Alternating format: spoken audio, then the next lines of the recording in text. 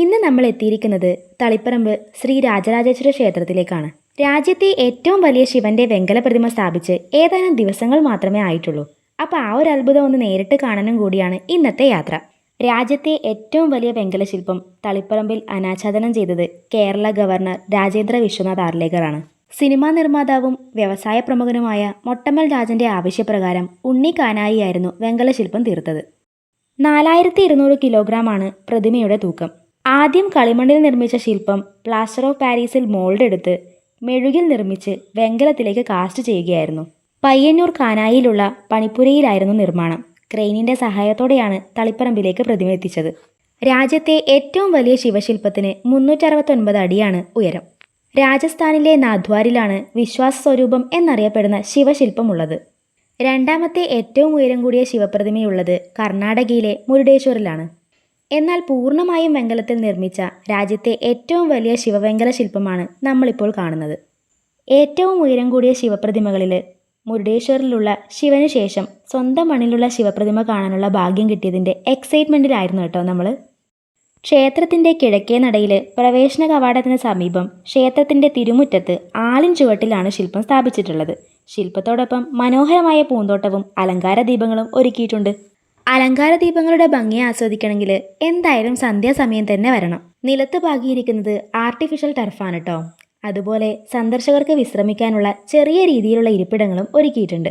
ഭക്തി നിർഭരമായ ഈ ഒരു കാഴ്ച നേരിൽ കാണാൻ നിരവധി ഭക്തജനങ്ങൾ ഇവിടേക്ക് എത്തുന്നുണ്ട്. സാധാരണയായി നമ്മൾ വരുമ്പോൾ കാണുന്നതിനേക്കാൾ തിരക്ക് ഇപ്പോൾ അമ്പലത്തിൽ കാണുന്നുണ്ട്. ദർശനക്രമവും അതുപോലെ ദർശന സമയത്ത് ജപിക്കേണ്ട ശ്ലോകത്തെക്കുറിച്ചൊക്കെ ഈ ഒരു ചാർട്ടിൽ മെൻഷൻ ചെയ്തിട്ടുണ്ട് കേട്ടോ. ഇത്തരത്തിൽ മുമ്പില്ലാത്ത ഒരുപാട് പരിഷ്കരണങ്ങൾ ഇപ്പോൾ വരുത്തിയിട്ടുണ്ട് കേട്ടോ.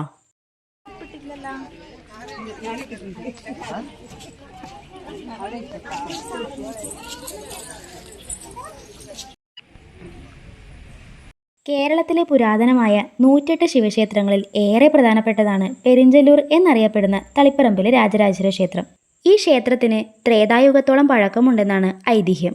തളിപ്പറമ്പിനെക്കുറിച്ചും അതിൻ്റെ ഐതിഹ്യങ്ങളെക്കുറിച്ചും ഒരുപാട് കഥകൾ കേൾക്കാനുണ്ട് കേട്ടോ. മാന്ധാതാവ് മഹർഷിക്ക് പാർവതിയിൽ നിന്ന് ലഭിക്കുന്ന ഒരു ശിവലിംഗത്തിൽ നിന്നാണ് ക്ഷേത്ര നിർമ്മിതിയുടെ ഐതിഹ്യങ്ങൾ തുടങ്ങുന്നത്. ശ്മശാനമില്ലാത്ത ഒരു ഭൂമിയിൽ പ്രതിഷ്ഠിക്കണമെന്ന ശ്രീ പാർവതിയുടെ നിർദ്ദേശത്തെ തുടർന്ന് അദ്ദേഹം ഭാരതം മുഴുവൻ അലഞ്ഞുവെന്നും ഒടുവിൽ ഒരു തളികയുടെ വട്ടം മാത്രം വിസ്തൃതമായ ഒരു ഭൂമി കണ്ടെത്തി അവിടെ പ്രതിഷ്ഠിച്ചുവെന്നുമാണ് ഐതിഹ്യം.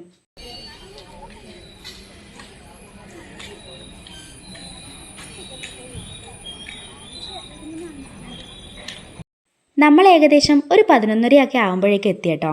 12 മണിക്കാണ് നട അടക്കുന്നത്. അപ്പോൾ അതിനു മുമ്പ് എത്തണമെന്നും തൊഴണമെന്നും ഒക്കെ മനസ്സിൽ ആഗ്രഹിച്ചു തന്നെയാണ് ഇറങ്ങിയത്. ഉദ്ദിഷ്ട കാര്യങ്ങൾക്കായി ക്ഷേത്രത്തിൽ നടത്തുന്ന പൊന്നുംകുടം വെച്ച് തൊഴല് പ്രസിദ്ധമാണ്. സ്ത്രീകൾക്ക് എല്ലാ ദിവസവും വൈകിട്ട് അത്താഴ പൂജയ്ക്ക് ശേഷവും ശിവരാത്രി ദിവസങ്ങളിലും മാത്രമാണ് ക്ഷേത്രത്തിനകത്തേക്ക് പ്രവേശനമുള്ളത്. എന്നാൽ പകൽ സമയത്ത് വരുന്നവർക്ക് അമ്പലനടയിൽ വഴിപാട് റെസീറ്റ് വെച്ച് തൊഴാനുള്ള അവസരവും ഒരുക്കിയിട്ടുണ്ട്.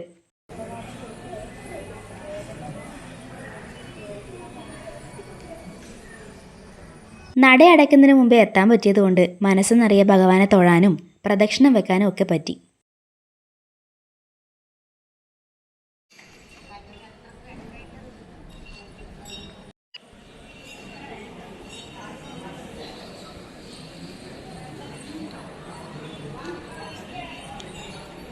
കേന്ദ്രമന്ത്രി അമിത്ഷാ, മുൻ തമിഴ്നാട് മുൻ മുഖ്യമന്ത്രി ജയലളിത, കർണാടക മുഖ്യമന്ത്രിയായിരുന്ന യെദ്യൂരപ്പ തുടങ്ങിയവർ ക്ഷേത്രത്തിൽ ദർശനം നടത്തിയിട്ടുണ്ട്.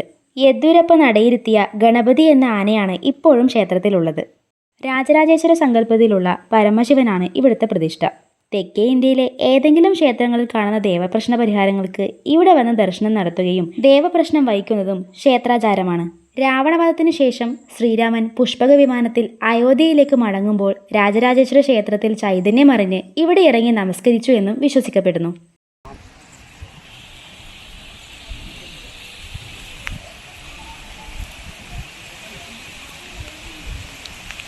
രാവിലെ അമ്പലത്തിലേക്ക് വരുമ്പോൾ ഉണ്ടായ കാലാവസ്ഥയല്ല കേട്ടോ നമ്മളിപ്പോൾ കാണുന്നേ. മൂടിക്കെട്ടി നല്ല മഴ അങ്ങ് കഴിഞ്ഞു. എല്ലാ ദിവസവും ഭക്തജനങ്ങൾക്ക് ഉച്ചഭക്ഷണവും ഇവിടെ ഊട്ടുപുരയിൽ കൊടുക്കുന്നുണ്ട്.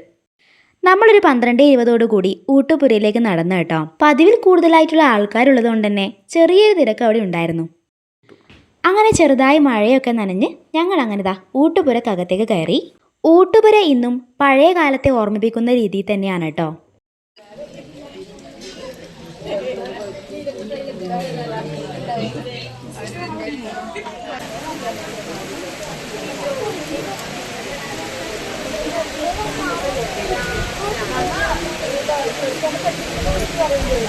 അങ്ങനെ 12:30യോടുകൂടി ഭക്ഷണം കൊടുക്കാൻ ആരംഭിച്ചു.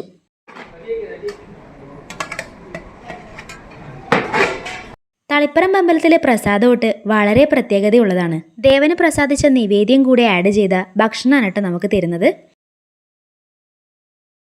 7 വിശേഷപ്പെട്ട മരങ്ങൾ ഒന്നായി വളർന്നു നിൽക്കുന്നതാണ് ഈ മരം.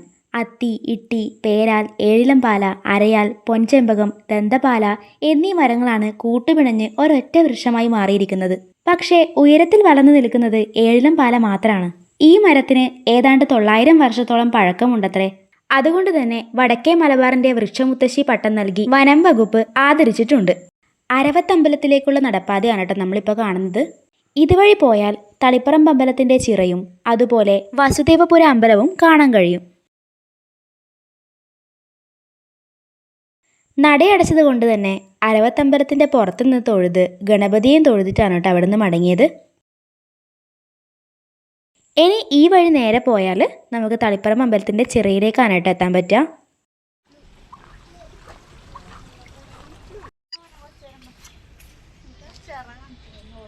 ചിറയുടെ നേരെ ഓപ്പോസിറ്റ് ആയിട്ട് തന്നെയാണ് കേട്ടോ വസുദേവപുരം ശ്രീകൃഷ്ണ ടെമ്പിൾ.